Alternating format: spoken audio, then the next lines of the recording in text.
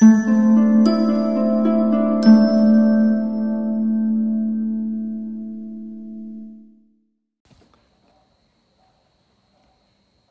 कालिया जी का उपन्यास सपनों की होम डिलीवरी एपिसोड 2।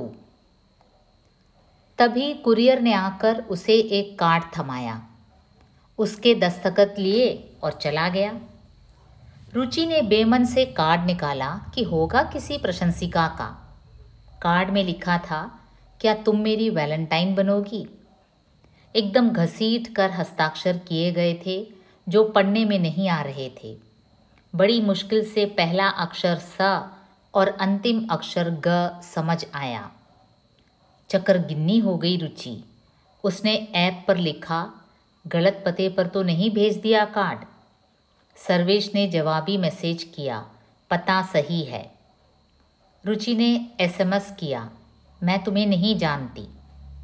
जान जाओगी, जवाब आया। एकाकी जीवों के जीवन में इस ऐप चैट या एसएमएस बाजी की बड़ी भूमिका होती है। इसमें फासले फलांग लगा कर मिटते हैं। जो बात मुंह पर कहने में ज़माने लग जाएं, वह ऐप्स या एसएमएस से खट से कह ली जाती है। रुचि के जीवन में यह घटित हुआ। जब भी वह अकेली बैठती, वह सर्वेश को ऐप पर मैसेज कर डालती। सर्वेश कितना भी व्यस्त हो, तत्काल उत्तर देता, साथ कोई चुटकुला या चित्र अपलोड कर देता। रुचि का मन उत्फुल्ल हो जाता। यह मिलते हुए न मिलना और न मिलते हुए मिलना जैसा अनुभव था। संदेशों की इन छोटी छोटी पंक्तियों ने उनके बीच की कई दीवारें तोड़ दी। सबसे बड़ी दीवार अपरिचय की थी। अगर कभी रुचि पूछती, कल का शो कैसा रहा, उसे उत्तर मिलता, कैसा शो, मैंने तो सिर्फ तुम्हें देखा। ऐसे संदेशे में रुचि को पूरा वाक्य नहीं दिखता, बस यही याद रह जाता, मैंने तो सिर्फ तुम्हें देखा। अगले शो पर रुचि और भी ध्यान से तैयार होती। कार्यक्रम प्रस्तुत करते समय उसमें एक अतिरिक्त ऊर्जा आ जाती। यूनिट के लोग भी विस्मित हो जाते, रुचि मैम आजकल बहुत स्मार्ट लग रही हैं। सर्वेश भी अपने अंदर स्फूर्ति पाता और अगले दिन का अपना आलेख एक नए कोण से लिखता। उनकी मुलाकातें यदा कदा होती, दोनों की शामें घिरी रहती। एक रविवार वे सुबह की फिल्म के लिए इरास में मिले। यह एक फ्रांसीसी फिल्म थी जिसमें समलैंगिकता को प्राकृतिक, सुंदर और सही ठहराया गया था। आधी फिल्म होते न होते रुचि उठ खड़ी हुई। उसने कहा, मैं एक नॉर्मल इंसान हूँ, मैं यह फिल्म क्यों देखूँ।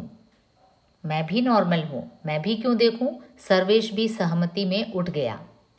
उस दिन कैफ़े कॉफ़ी डे में उनके जीवन के कई पन्ने खुले कि 3 साल पहले सर्वेश नारंग अपनी पहली पत्नी से मुक्त हो चुका है। उसकी पत्नी अमृतसर में टेलीफोन एक्सचेंज में काम करती है। उनके 17 साल का एक बेटा है अंश, जो अपनी माँ के संग रहता है। कि सर्वेश की माँ बेटे की फिक्र में होशियारपुर का अपना लंबा चौड़ा घर द्वार छोड़कर यहाँ उसके 2 कमरों के फ्लैट में आ गई है। कि उसके जीवन में काम ही सर्वोपरि है। इसमें वह दिन रात, इतवार सोमवार कुछ नहीं देखता। रुचि ने भी अपने जीवन के कुछ पन्ने पलटे। कि रुचि का पहला विवाह बिना उसकी सहमति के उसके दादा दादी ने पुण्य कमाने की हसरत और जल्दी में तब कर दिया जब वह एमए कर रही थी। कि उसका पति बददिमाग और बदचलन था। कि एक रोज़ रुचि ने पति का घर छोड़ दिया। बड़ी बाधाओं में उसने अपनी शिक्षा पूरी की और कोई अच्छी नौकरी न मिलने पर कई साल भटकने के बाद उसे टीवी चैनल पर पहला शो करने का प्रस्ताव मिला। कि उसके पास गृह विज्ञान या आतिथ्य कला की कोई डिग्री नहीं है। माता पिता के घर खाना बनाते खिलाते उसे इतनी रसोई कला आ गई। प्रस्तुतिकरण का कौशल उसने विदेशी चैनलों पर कुकरी शो देखकर सीखा। उस दिन कैफ़े कॉफ़ी डे में उन्हें बैठे हुए सुबह की शाम हो गई। एक एक कर वहाँ के समस्त व्यंजन उन्होंने बारी बारी से खा डाले और ठंडे गर्म सभी पेय पदार्थ पी लिए। जब उन्होंने एक दूसरे से विदा ली, उन्हें लगा कि उनका वक्त अच्छा गुजरा। अगली मुलाकातों में भी दोनों अपने सर्वोत्तम कपड़े और कला कौशल धारण किए हुए मिले। यह दो मंजे हुए खिलाड़ियों का क्रिकेट मैच था जो हर बार ड्रॉ हो जाता। दोनों अपने क्षेत्र की नामी हस्तियां थीं। कैफ़े में कभी रुचि की कोई प्रशंसिका आगे बढ़कर उसका अभिवादन करते हुए पूछती, अगले हफ्ते आप क्या सिखाने वाली हैं मैम?